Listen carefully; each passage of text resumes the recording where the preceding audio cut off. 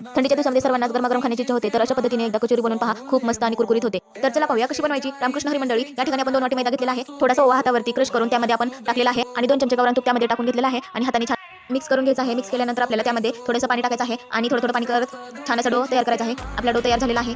त्याला थोडंसं साजूक तूप लावून त्यावरती प्लेट ठेवून आपल्याला 10 मिनिटांसाठी रेस्टला ठेवायचं आहे आणि नंतर मिक्सरचं भांडं घ्यायचं. 1 वाटी मटार त्यामध्ये टाकून घ्यायचं आहे.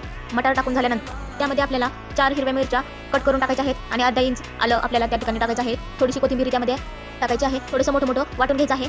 या पद्धतीने छान असं वाटून झाल्यानंतर आपल्याला एक पॅन ठेवायचा आहे. त्यामध्ये थोडंसं ऑइल टाकायचं आहे आणि त्यामध्ये जीरा तडतडल्यानंतर त्यामध्ये सोप टाकून घ्यायचे आहे आणि दोन्ही मिक्स करायचं आहे. दोन्ही मिक्स केल्यानंतर आपल्याला त्यामध्ये एक लाल मिरची त्यामध्ये टाकून घ्यायची आहे. तेही छान मिक्स करायचे आहे. ते मिक्स झाल्यानंतर अर्धा चमच हळद टाकायची आहे आणि ती सर्व मिक्स करून घ्यायचं आहे.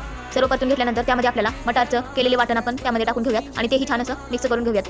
आता तयार आहे आपलं सारण. आपलं पीठ त्या ठिकाणी घ्यायचं आहे आणि त्याला थोडंसं मळून घ्यायचं आहे. मळून घेतल्यानंतर छान असा डो झाला पाहिजे. थोडंसं पीठ हातावरती घ्यायचं आहे आणि त्याचा गोळा बनवून ठेवायचा आहे. तुम्ही यापेक्षा मोठे किंवा यापेक्षा लहान गोळे बनवू शकता, परंतु मला कचोरी मीडियम बनवायची आहे, त्यामुळे मी मीडियम असे गोळे सर्व बनवून घेतलेले आहेत. आपल्या या ठिकाणी सर्व गोळे बनवून झाल्यानंतर हातावरती एक गोळा घ्यायचा आहे आणि त्याला आतमध्ये प्रेस करत जायचं आहे. प्रेस केल्यानंतर त्यामध्ये आपण केलेलं सारण भरायचं आहे. आपण पुरणपोळी बनवते वेळेस जसं सारण भरतो त्या पद्धतीने आपण सारण बनवून करू शकता किंवा दुसरी ही पद्धत आहे.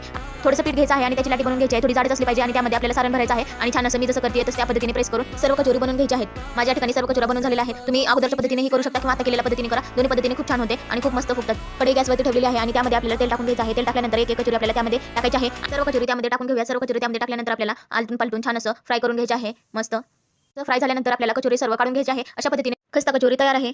ही कचोरी जर तुम्ही घरी बनवलात तर सर्वच तुमचे कौतुक करतील. आपला एक घन तयार झालेला आहे आणि नंतर आपण दुसरा घनही तयार करून घेतलेला आहे. अशा पद्धतीने माझ्या सर्व कचोऱ्या तयार झालेल्या आहेत. चवीला एकदम भन्नाट टेस्ट झाली होती. मला आवडते का अशा पद्धतीची कचोरी कमेंटमध्ये नक्की सांगा. खा प्या आणि एन्जॉय करा आणि माझ्या चॅनलला सबस्क्राईब करायला विसरू नका. थँक्यू.